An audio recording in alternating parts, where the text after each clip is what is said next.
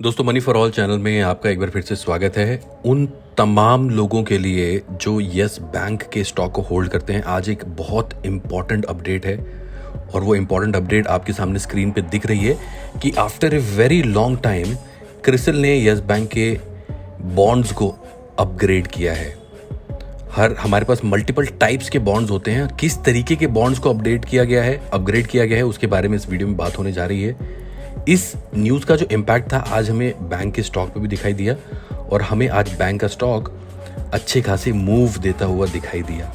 Bonds होते क्या हैं, उनका इम्पैक्ट यस बैंक के फ्यूचर पे कैसा पड़ने वाला है, इस वीडियो में तमाम उन पहलुओं में बात करेंगे। तो अपनी आप जो भी है कुर्सी की जो पेटी है उसको बांध लें, because this video will going to be very very informative for all the people जो यस बैंक के स्टॉक को अगर ओन करते हैं उनके लिए भी, और ओन करना चाहते हैं उनके लिए भी ये वीडियो बहुत आई वुड से इम्पॉर्टेंट होने वाली है। और कहीं ना कहीं ऐसा लगता है कि जिस तरीके की अपडेट्स आ रही हैं, यस बैंक का स्टॉक जल्द ही हमें 11 के लेवल से अपर सर्किट लगते लगते हमें ट्रिपल डिजिट को भी क्रॉस करता हुआ दिखाई देगा और अपने जो पुराने दिन के हाइज थे जो कि 250 के ऊपर के आसपास थे वो हमें लगते हुए दिखाई देंगे। बट ऐसा कब होगा? अब इस बात को सुनने के बाद काफ़ी सारे लोग सोच रहे होंगे हफ्ते में हो जाएगा, 6 महीने में हो जाएगा, साल में हो जाएगा। इट्स ए जर्नी जो कि अब कहीं ना कहीं यस बैंक को पॉजिटिव माइंड फ्रेम में लेकर आएगी। अब ये न्यूज़ क्या है, इसकी डिटेल क्या है, मैं ऐसा क्यों कह रहा हूँ, उसके ऊपर चलता हूँ सीधा। आप देख सकते हैं आज स्पाइक दिखा हमें। 5 दिन में भी हमें स्टॉक काफ़ी बॉटम लगाता हुआ दिखाई दिया। 10.50 के हमें बॉटम भी लगते हुए दिखाई दिए। उसके बाद 1 महीने में भी आप देखें लगातार डाउनवर्ड रैली हमें स्टॉक में दिखाई दी है। ये देख सकते हैं आप, it's a continuous downward rally और यहाँ पे 52 वीक्स लो 10.50 तक के इस स्टॉक ने हमारे सामने बनाए हैं। पिछले 5 साल का सफ़र आप देखें तो वो तमाम लोग जिन्होंने यस बैंक का स्टॉक ओन किया है, दे नो इट।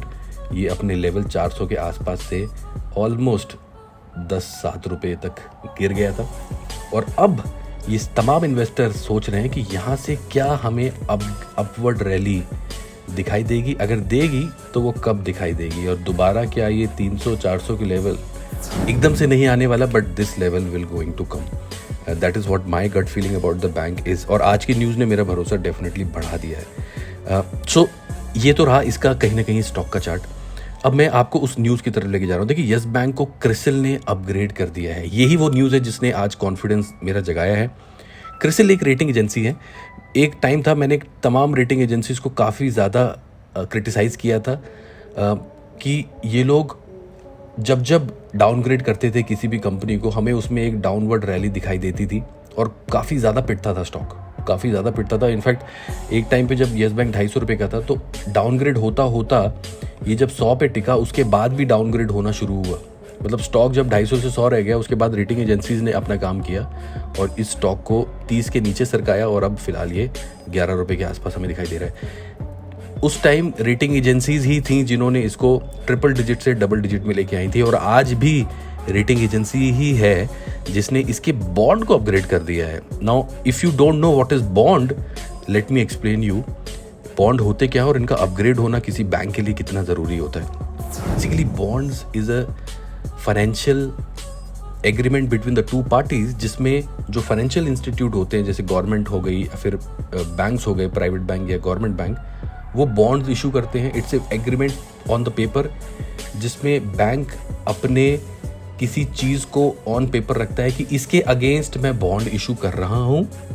आपके पास कोई ऐसा एसेट है जिसको आप बॉन्ड के एग्रीमेंट में शामिल कर रहे हैं और पैसा रेज कर रहे हैं कि अगर मैं आपको पैसा नहीं दे पाया तो ये जो मेरा एसेट है वो आपके हवाले हो जाएगा, बिकॉज वो जितने भी पोर्शन को आप खरीदेंगे उस बॉन्ड के उतना परसेंटेज आपको चला जाएगा। क्या बॉन्ड्स रिस्की होते हैं? डेफिनेटली बॉन्ड रिस्की भी होते हैं, बिकॉज जिसने बॉन्ड इशू किया, फॉर एग्जांपल बैंक ने बॉन्ड इशू कर दिया और बैंक ख़त्म हो गया, कंगाल हो गया, तो उसने जो पेपर इशू किया था उसकी कोई वैल्यू नहीं रही और जिसने खरीदा था वो बॉन्ड उसकी भी कोई वैल्यू नहीं रही। तो बॉन्ड्स डेफिनेटली रिस्की होते हैं। Now what are bonds? You have understood कि बॉन्ड्स इशू करके बैंक पैसे रेज करता है।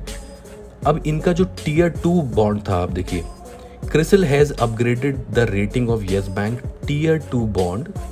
एक तो टीयर 2 बॉन्ड क्या होता है ये भी समझेंगे, and infrastructure bond from BBB to BBB+ on the greater stability in its deposit base post reconstruction in March 2020. सो जो SBI ने इनको रिकंस्ट्रक्ट किया है उसके बाद क्रिसिल को स्टेबिलिटी दिखाई दी है यस बैंक में, और इन्होंने इनके जो बॉन्ड्स हैं उसको BBB से BBB+ कर दिया है। साथ के साथ इन्होंने इनका जो बैंक सर्टिफिकेट ऑफ डिपॉजिट होता है उसको भी अपग्रेड कर दिया है A2+ से A1 में। देखिए वो तमाम एसेट्स बैंक के जिसमें अनडिस्क्लोज रिजर्व शामिल है, रीवैल्यूएशन रिजर्व शामिल हैं, वो ऐसे रिजर्व जिनकी वैल्यूएशन चेंज हो रही हैं, जनरल प्रोविजन शामिल हैं, लॉस रिजर्व्स शामिल हैं कि ऐसे रिजर्व जिनमें नुकसान हो रहा है बैंक को, हाइब्रिड कैपिटल इंस्ट्रूमेंट शामिल हैं, इन्वेस्टमेंट रिजर्व्स अकाउंट शामिल हैं। उनके अगेंस्ट जब बैंक बॉन्ड इशू करेगा और पैसा बोरो करेगा मार्केट से, रेट ऑफ इंटरेस्ट जो भी बॉन्ड खरीदेगा उसको इंटरेस्ट मिलेगा, तो ऐसे बॉन्ड्स को टियर 2 बॉन्ड बोला जाता है। इसको क्रिसिल ने अपग्रेड कर दिया है। सेकंड, इंफ्रास्ट्रक्चर बॉन्ड को भी अपग्रेड कर दिया, यानी कि वो infrastructure activity which are approved by the government, उनके अगेंस्ट अगर बैंक बॉन्ड इशू करता है इंफ्रास्ट्रक्चर प्रोजेक्ट में पैसा लगाने के लिए, तो उसको भी अपग्रेड कर दिया गया है क्रिसिल के द्वारा। नाउ एक और चीज़ मैंने जो आपको बताई कि इनका जो बैंक सर्टिफिकेट है ऑफ डिपॉजिट उसको भी अपग्रेड कर दिया है। 3 चीज़ों को अपग्रेड किया है इन्होंने। How does it impact the bank? देखिए हमको एक चीज़ तो पता है कि यस बैंक ने 2019 में स्ट्रगल किया है। बैक इन 2019 जब बैंक पैसा रेज करने के लिए स्ट्रगल कर रहा था, इनके पास वो भी पैसे नहीं थे कि ये अपने डिपॉजिटर को दे पाएँ विड्रॉल के टाइम पे। आज इनके बॉन्ड्स को अपग्रेड करना कितनी बड़ी खबर है बैंक के लिए, फंड रेजिंग के लिए। अगर लेट से बैंक को बॉन्ड इशू करके फंड रेज करने हो, कितनी आसानी से वो कर सकता है, क्योंकि जो बैंक बायर हैं, जो बैंक को खरीदने वाले इन्वेस्टर हैं, वो देखेंगे यार क्रिसिल ने अपग्रेड किया है बॉन्ड को, ज़रूर बैंक स्टेबल है, रिस्की नहीं है बॉन्ड, क्योंकि बॉन्ड को भी खरीदते हुए इन्वेस्टर रिस्क का ध्यान रखता है। तो येस बैंक के बॉन्ड का अपग्रेड होना definitely is a good sign, hence it is a good news for the bank further raising capital, जितने भी इनकी एक्टिविटीज़ होंगी, specially by issuing the bond. So ये एक खबर है दोस्तों। देखिए एक चीज़ और मैं आपकी नोटिस में लाना चाहता हूँ कि इसका इम्पैक्ट आज क्या हुआ, कि अगर मैं आपको हिस्टोरिकल डेटा दिखाऊं बैंक का पिछले 1 महीने का, आज वॉल्यूम जो बैंक में आए हैं पिछले 1 महीने में सबसे ज़्यादा वॉल्यूम हमें दिखाई दी है। ये देखिए जो बैंक का स्टॉक लगभग 13 रुपये के आसपास था और गिर के 10 रुपये हो गया था, और आज दोबारा से 11.15 हुआ है। इसका जो लगभग 6.5 करोड़ का वॉल्यूम था वो आज अपग्रेड होके 15 करोड़ के आसपास रहा। सो ऑलमोस्ट डबल होता हुआ, डबल से भी ज़्यादा होता हुआ हमें वॉल्यूम यहाँ दिखाई दिए। और वॉल्यूम जो अट्रैक्ट हुए हैं, वो बायर ज़्यादा अट्रैक्ट हुए हैं इस वॉल्यूम में, तभी हमें स्टॉक ऊपर जाता हुआ दिखाई दिया है। तो वॉल्यूम का बढ़ना, बॉन्ड्स का अपग्रेड होना, ये definitely is a good sign for the bank. एक और चीज़ मैं आपको रिमाइंड करा दूं, मैंने पहले भी वीडियो में दिखाया था उसको, कि बैंक ने पिछले जो क्वार्टरली रिजल्ट था उसमें प्रॉफिट जनरेट किया था, क्योंकि मार्च क्वार्टर में they came up with the negative number और जून क्वार्टर में they came up with the positive number. लगभग 206 करोड़ का पॉजिटिव नंबर था, और यहाँ पे आपको नेगेटिव नंबर दिखाई दिए थे मार्च क्वार्टर में, जो कि लास्ट ईयर जून में 45 करोड़ के आसपास प्रॉफिट था। तो 45 करोड़ से दे जंप टू 206, रेवेन्यू 5,400 से 4,500 आया। जब बैंक का स्टॉक लगभग 250 रुपये के आसपास हुआ करता था, तो प्रॉफिट लगभग इनका 1000 करोड़ के आसपास हुआ करता था। जस्ट इमेजिन 1000 करोड़ का जो आप बोल सकते हैं प्रॉफिट था, वो 200 करोड़ के आसपास रह गया। तो बैंक का स्टॉक 250 से 11 रुपये कैसे रह सकता है? आप रेशो निकाल लो। ये जो स्टॉक वैल्यू है जस्टिफाई नहीं करती।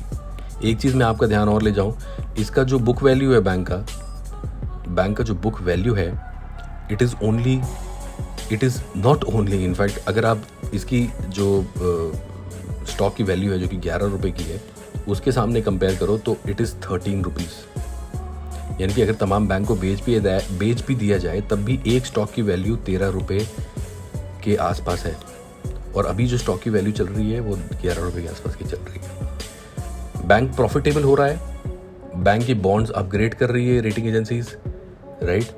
वॉल्यूम्स बढ़ते हुए दिखाई दे रहे हैं। तो अब इन सब चीज़ों से जो I am trying to conclude this video by saying कि हमने बैंक में लोअर सर्किट लगते हुए देखे, हमने बैंक में बड़े परसेंटेज से गिरता हुआ देखा है हमने बैंक। आज की डेट में बैंक 11 रुपये का है। इमीडिएटली तो ये नहीं होगा, बट वो एक दिन ज़रूर आएगा जब पूरी दुनिया ये बोलेगी कि now let's buy Yes Bank because now this bank will going to fly. और जिस दिन वो दिन आएगा वो एकदम से 11 रुपये से ही वो एकदम से स्पाइक नहीं होगा, धीरे धीरे कॉन्फिडेंस आएगा। लेट्स से ग्रेजुअली ये स्टॉक 11 रुपये से 20 रुपये होता है या फिर 30 रुपये हो जाता है gradually, and suddenly confidence goes up in the street and then we will start seeing upper circuits, we will start seeing upper circuits in the bank, and then we will see some kind of a triple digit figure, and then एक बार triple digit लग गया और इसका जो market cap है, इसका जो profitability है, इसका PE रेशो जो है वो सब इम्प्रूव होता हुआ दिखा, तो ये बैंक दोबारा से 250-300 के लेवल पे हमें आता हुआ दिखाई दे सकता है। इट्स अ जर्नी, कितनी लंबी जर्नी है nobody can say, it all depends upon कितने अच्छे रिजल्ट्स आते हैं।